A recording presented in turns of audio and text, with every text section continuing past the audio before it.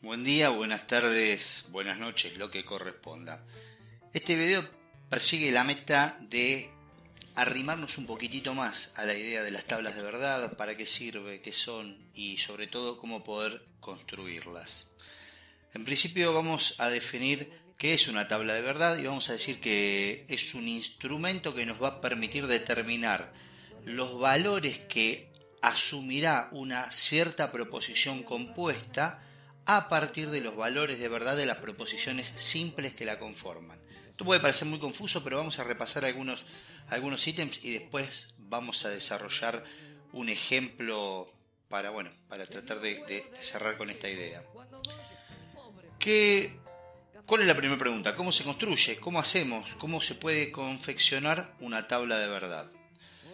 En principio, el primer paso va a consistir en identificar cada una de las proposiciones simples que conformen esa proposición compuesta que estamos queriendo analizar. En segundo lugar, vamos a tener que tener en cuenta, proyectar, poder plasmar de alguna manera todas las combinaciones que surgen de los diferentes valores de verdad de cada una de las proposiciones simples. Luego, deberíamos ir evaluando porciones, partes, fragmentos, términos de esa proposición compuesta que queremos analizar. Y por último, vamos a establecer finalmente cuáles son los valores de verdad de la proposición que estamos analizando. Vamos a recordar algo que en la teoría está plasmado, ha sido escrito, seguramente ya lo venimos discutiendo en los foros a esta altura del partido, y es que una tabla de verdad va a tener una cantidad de filas equivalente a 2 elevado a la cantidad de proposiciones simples que la conforman. Si nuestra proposición compuesta tiene 2 proposiciones simples, va a tener 4 filas. Si tiene 3, va a tener 8. Si tiene 4, va a tener 16 filas. Bueno, analicemos un ejemplo. Pensemos en la proposición P y Q implica no Q o no R. Esta es una proposición compuesta. El antecedente está formado, lo estoy señalando en este momento, por P y Q, y el consecuente está formado por no Q o no R. O sea, es una implicación conformada por una cantidad de proposiciones simples. Yo hago una pregunta. ¿Cuántas proposiciones simples encontramos en esta proposición compuesta? Bueno, estoy imaginando un alumno allá al fondo que me dice 4, porque está contando P, Q, 1, 2, no Q, 3 y no R, 4. Bien, vamos a decirle que no está en lo correcto, que tiene razón el alumno que posiblemente esté aquí adelante. Tenemos P, que es una proposición simple, ya es una. Q, que es otra proposición simple, ya tenemos 2. Pero no Q no es otra nueva proposición simple. Se desprende de la que ya hemos contado, es Q, no cuenta. Y no R, que en realidad vamos a decir que es R. Entonces, en este caso tenemos 3 proposiciones simples o atómicas que conforman esta proposición compuesta, esta implicación. Muy bien. De manera que, y en función de lo que venía planteando hace un ratito, ¿cuántas filas va a tener esta tabla? 8. 2 elevado al cubo es 8. Vamos a imaginarnos de qué manera analizar, indagar en los distintos valores de verdad que tomen las proposiciones. A ver, ¿qué pasa cuando P es verdadero, Q es falso, R es verdadero o falso? Hay una serie de combinaciones que si las agarramos así en el aire quedaría extremadamente desprolijo, primer cuestión, y yo creo que sería inconducente porque nunca terminaríamos por arribar a una conclusión definitiva. Entonces nos orientamos a pensar esto en una estructura tabular, en una tabla, que va a tener esta forma. Yo ahora voy a contar cómo se hace, pero ¿qué estamos viendo? Una tabla es una cantidad de filas y columnas, con un encabezado donde P, Q y R son los nombres de las proposiciones simples que estoy analizando, y yo veo acá distintas combinaciones de valores, verdadero, verdadero, verdadero, las 3 son verdaderas, la segunda fila, las 2 primeras son verdaderas y la última es falsa, y yo les juro a todos ustedes que están ahí del otro lado de la pantalla escuchando y mirando esto en este momento, acá están todas las variaciones posibles. ¿Cómo se elabora esta tabla? Bien. Estoy usando una planilla de cálculos porque si yo lo hiciera en una hoja o en un pizarrón se me complicaría exponerlo en el video. Veo que tengo las 8 filas y las 3 columnas. Esto se hace del siguiente modo. Vamos a identificar con B el valor verdadero y con F el valor falso. La primera columna, ustedes pueden empezar por la izquierda o por la derecha. La primera columna voy a alternar de uno en uno los valores. Verdadero, falso, verdadero, falso, verdadero, falso, verdadero, falso. La segunda columna los voy a alternar de dos en dos. Verdadero, verdadero, falso, falso. Verdadero, verdadero, falso, falso.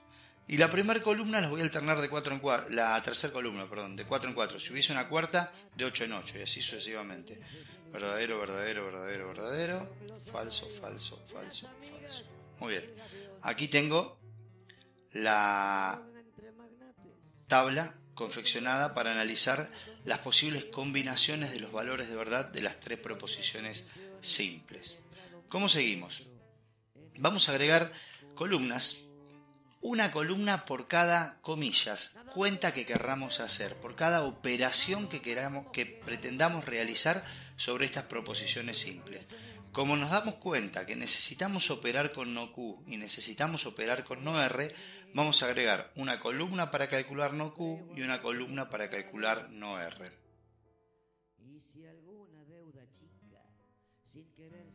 Decíamos, vamos a analizar los valores de verdad de no Q y los valores de verdad de no R en sendas columnas. Lo vamos a hacer aquí en la planilla de cálculos como para permitirnos la comparación y que ustedes vean en tiempo real cómo se va trabajando esto. En principio, ¿qué quiere decir no Q? Esto lo hemos comunicado ya en los materiales de trabajo y lo hemos seguramente discutido en los foros. No Q es negar el valor de verdad de Q. Entonces, en esta fila que estoy señalando yo en este momento, el valor de no Q va a ser la negación de lo que valga Q. Entonces yo miro, ¿cuánto vale Q? Verdadero, entonces corresponde escribir falso. ¿Cuánto vale Q? Verdadero, entonces no Q es falso.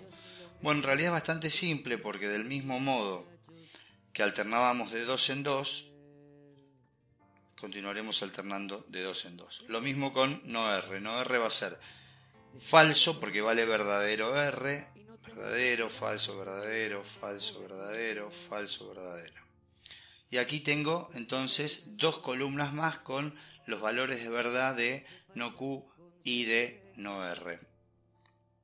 ¿Cómo continuamos? Bueno, nos interesa conocer ahora el valor de verdad, por ejemplo, de la proposición, una compuesta ya, no la proposición P y Q. ¿Cómo voy a obtener P y Q? De nuevo, jugando con los valores de P y de Q. Verdadero y verdadero valdrá verdadero, verdadero y verdadero valdrá verdadero, verdadero y falso valdrá falso. Bueno, una pequeña pausa y seguimos.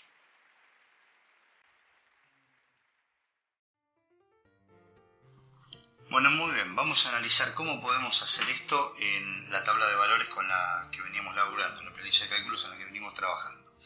Tenemos la columna incorporada, nos interesa analizar el valor de verdad de P y de Q, y decimos, bueno, el resultado de P y de Q depende de los valores de P y de los valores de Q. Entonces, en este caso, en que P y Q son simultáneamente verdaderos, el resultado será verdadero.